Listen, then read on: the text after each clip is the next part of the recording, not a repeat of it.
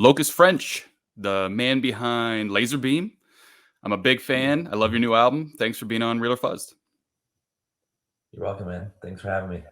Yeah, so we're going to do Real or Fuzzed. I'm going to show you a series of album covers. They're all a little ridiculous in their own way. Some are real, some are fuzzed or fake, and you got to decide which is which.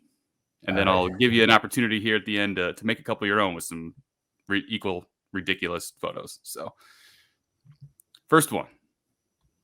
It looks like Tubby Danny Boots. DeVito, so Yeah, I'm down. Yes. I love it. Yeah. Tubby Boots. It Ghost sounds Hunt. like some weird band that could exist. So I'm gonna say that's real. This one is real. This one is real. Yeah. About shit fucker, fucked off and dead. Yeah.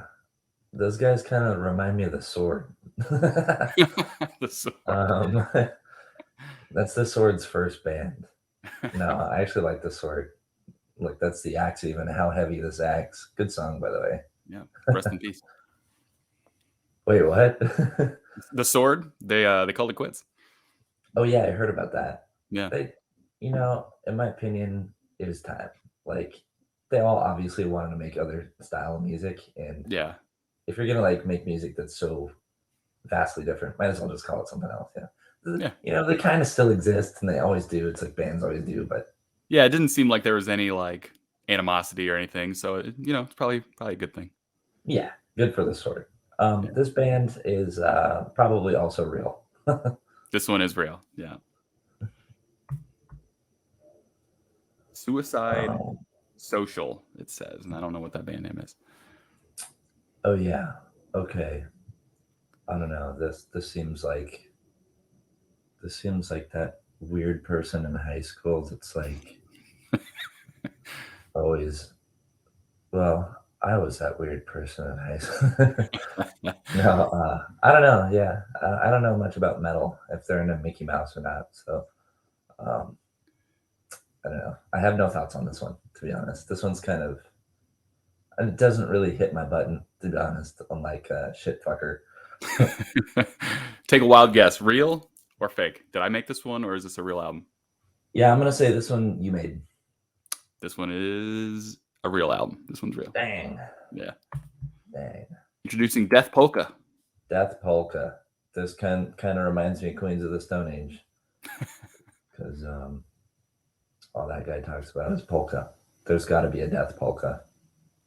There has to be. This one, I mean, the photo's real, but the album is fuzzed. So this guy obviously plays some sort of Death Polka, but I don't know what that is or what it sounds like or who he is or anything about him. Bros. That, are you sure that's not a picture of me and my buddy Andrew? No, I'm just kidding. No, that's can we, let's no, yeah, this is a real one. This is real. Yeah. All right. Toxic Fart Apocalypse. Oh my god, dude. This sounds like very accurate for a 2022 album. Especially with all like the senpai girls. Like, I could see like this album contains like the limited edition versions have like a little baggie in them, like a little. They're like $500 and they have like a little toxic fart. This is actually kind of a tough one, but I'm gonna say no. This isn't real. This is not real. This was mine. All right. Ghost Beef. Yeah, I know Ghost Beef is real because I just saw Ghost Beef on the Doom charts this month. Yeah, that's true. Yeah, so I don't know if you listened to this one or not, but it's pretty good. It's pretty solid for being a roast beef themed stoner band. Apparently, they're called Chop. Like, this is just a concept album. Gotcha. Is what I saw on a comment. So I haven't gotten around to listening to it yet. It's pretty legit. If anyone wants to check out Ghost Beef, it's a pretty good album for being ridiculous. The Meat Shits. Get ready to shave pussy.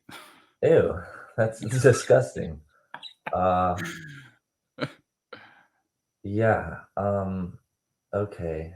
Yeah, this is probably real too because there's some really like vile bands that like do vile stuff like this. Yeah, this one is real. I always liked how this one is actually a question. Get ready to shave pussy question mark. Yeah, this is like one of those European, like, no offense to Europeans or nothing, but I'm sure English speakers like do this too. When you speak a foreign language, it's like always constructed kind of wrong. And Yeah. I noticed like Yeah. there's a lot of albums like that. Like the Machine is a great band, but they have some weird titles. And, you know, Just probably translated like a little awkwardly or something. that's my guess. That's my Yeah. guess. Mammoth lungs. Will somebody open a window?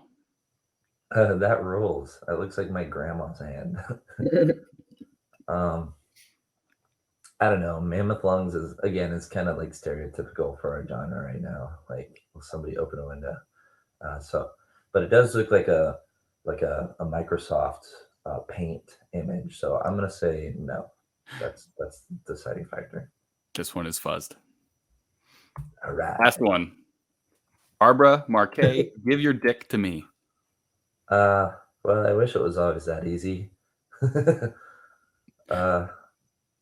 This is this. Oh, it's Ween. Wait, the Ween is spelled wrong. If it was WEEN, I would say it's real. Yeah. So I'm gonna say that it's real because you can't give me two back to back, right? Your logic is solid, and this one is real. This is actually the second album by Barbara that I put on here. She has some interesting album and song titles. All right. Yeah. All right. So that was Real or Fuzz. I'm going to give you a couple random photos here, and we'll see if we can come up with something good on our own. First photo. Let's go. This is name of the album, name of the band, anything? Let's see here. I don't know. I'd take a minute on these things. Let's see. It could be I'm trying to think of two words for like cacophony and library, or like death metal library or something. Or I don't know. Maybe like it might be a food court even. I can't quite tell if they're like in a library of some sort or like a food court in the mall. Yeah, I was thinking it was a food court, but I was hoping that we could get past with library, because it's not that weird to see like an insane clown posse guy in the food court. True, that's true. Maybe it could be like, what's like a good pun with like a fast food place, an insane clown posse, insane McDonald posse, insane. What's like posse but a food item? Maybe insane crown posse, like big Burger King. Yeah, you'd have to like Photoshop a Burger King crown on them, and Yeah. then make everybody else like an insane clown too. All right. How about this one?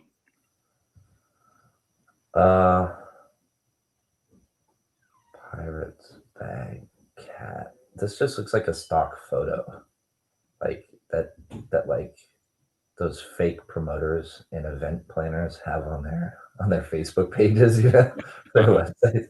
Maybe this one should just say like fake promotions or cat promotions. Flying cat. How about this guy?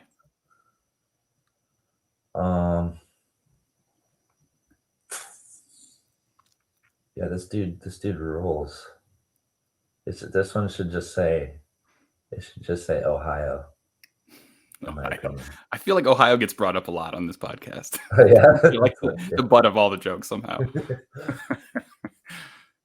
Ogling you all night. That song could be called Gardenia. Have you heard that Iggy Pop song? Yes. Yep. It's pretty good. Yeah. I would just call that Gardenia. All right. Last one.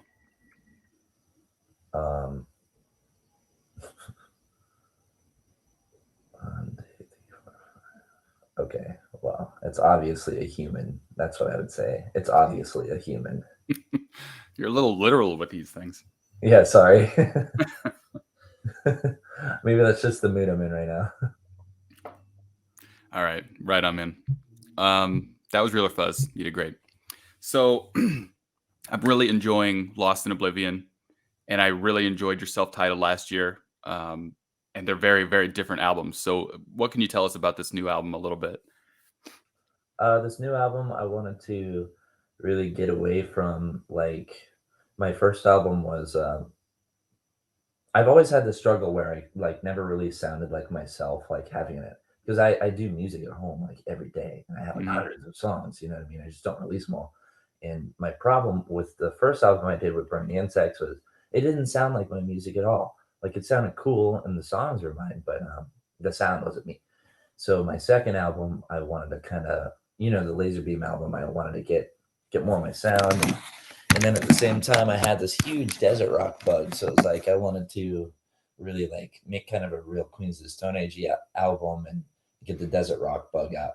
So I did that, and I got kind of got it all out until yesterday. I heard some like old school Masters of Reality deep in the hole, and I was like, oh, I want to make another album like that. So you know, it always seems to come back, but I wanted to get away with that with Lost in Oblivion, where I don't know, I don't want to be known as